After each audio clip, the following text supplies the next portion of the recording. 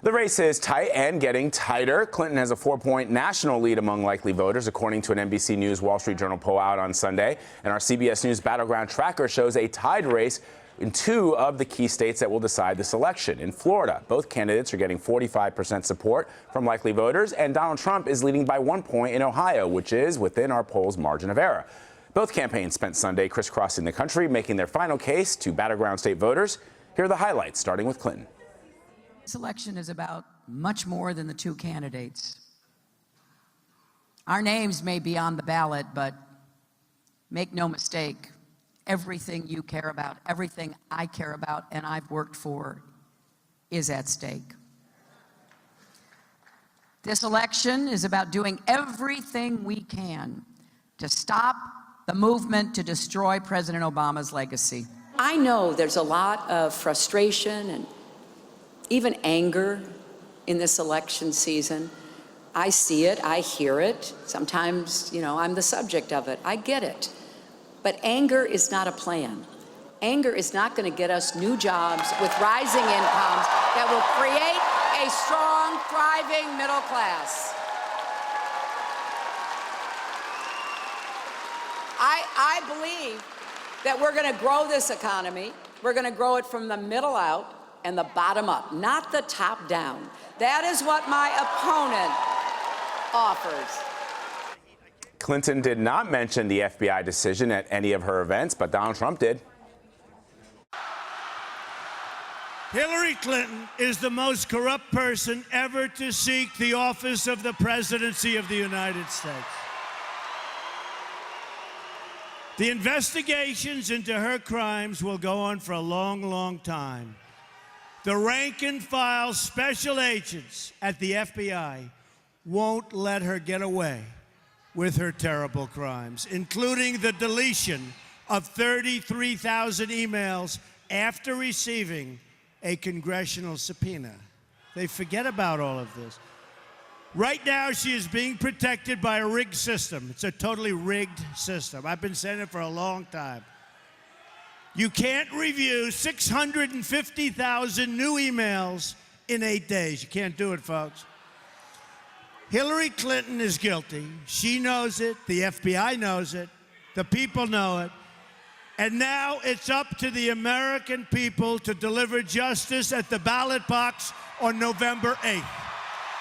That was Donald Trump speaking in Sterling Heights, Michigan. Now, at most Trump rallies, reporters are required to stay in the back of the hall, separated from supporters.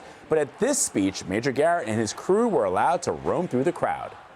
The one thing that the Trump campaign has fervently believed in is that its crowds are larger, they're more enthusiastic, and they're going to show up at the polls come Election Day. Well, if this rally in suburban Detroit is any indication whatsoever about what Trump's prospects are in the state of Michigan, they appear to be very good. I'm going to have David go to the left now to go up and look at the crowd this way, because it runs in every single direction here, all the way around. When we arrived here about 30 minutes ago, this crowd was waiting for us. Trump has kept them energized and excited throughout his remarks tonight, and it's that kind of mobilization that you see at these rallies over and over again. And we saw it yesterday, we saw it in the first 2 stops today, we've got 2 more stops tonight, Pittsburgh and Virginia. The crowds are enormous. They're not the only indicator in a presidential election, but in this one, when the Trump campaign is betting so much on enthusiasm, it could be important. Now to your question about the FBI, I guarantee you no one here is talking about that. They're talking about everything else that Donald Trump has identified in the course of this election. And the great question for the whole FBI development issue for Hillary and for Trump, does it discount itself? Did it discount itself for Hillary a week ago when people said in the Hillary Clinton campaign, people have already factored that in? Have these Trump supporters already factored it in? We don't know. What I can tell you, Vlad, here at this venue is a crowd as large as it could possibly be. And it was put together briefly here in Michigan. These stops were added at the last minute. The Trump campaign believes Michigan is suddenly competitive, and if it is, and Michigan goes for Trump on election night, it is. I don't work there, okay? So calm down. It could be important, not only for the electoral vote map, but for Trump's prospects in the entire election. Glad. Major, yeah, I mean, it's actually really interesting to see this humongous crowd. And Donald Trump has said many, many times when he's standing there at the podium that the cameras don't show the enthusiasm of his crowds. And I'm glad that you're showing our viewers just how massive this crowd is. And you've been seeing that over the last couple of days, right? Exactly, and there's a reason we don't often show the crowds is because we're in a pen, and we have to keep our camera on Trump. If the Trump campaign would put a side platform, what we call a cuts camera platform in our business, we'd always show the crowd. They never allow that, so it's one of those things we constantly go back and forth about. But tonight they let us roam, and we're going to roam, and we're going to show you everybody here that we can get in camera range, because this is a sight to behold. It's unlike anything I've ever seen on a Sunday night before an election, at least for a Republican candidate.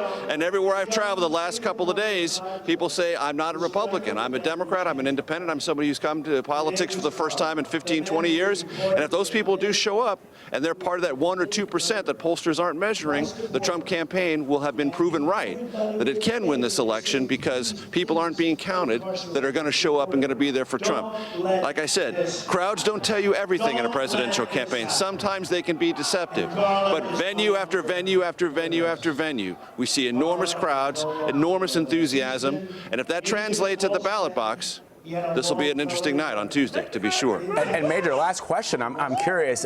What did the campaign say about why their calculus for Michigan changed? What made them sense that there was an opportunity there?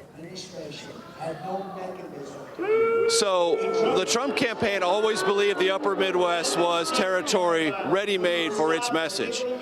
Very skeptical about free trade, wanting to renegotiate existing trade pacts and be very hostile to the ones on the books or on the table to be ratified.